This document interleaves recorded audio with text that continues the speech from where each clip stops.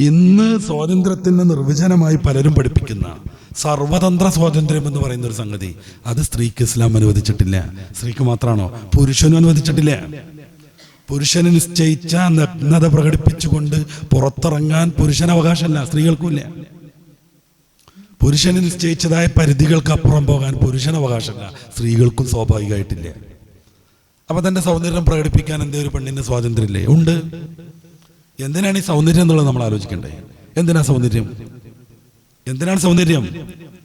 അന്യലിംഗത്തെ ആകർഷിക്കാൻ വേണ്ടിയാണ് സൗന്ദര്യം.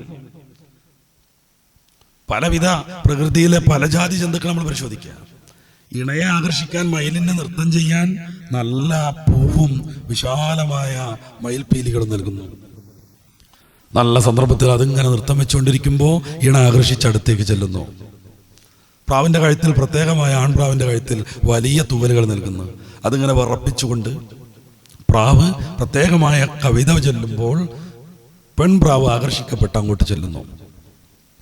ഇത് പല രീതിയിൽ സമൂഹത്തിൽ മുഴുവനുണ്ട്. മൃഗങ്ങളിലും പക്ഷികളിലും ഇത് കാണുന്നുണ്ട്. മനുഷ്യനും വ്യത്യസ്ത.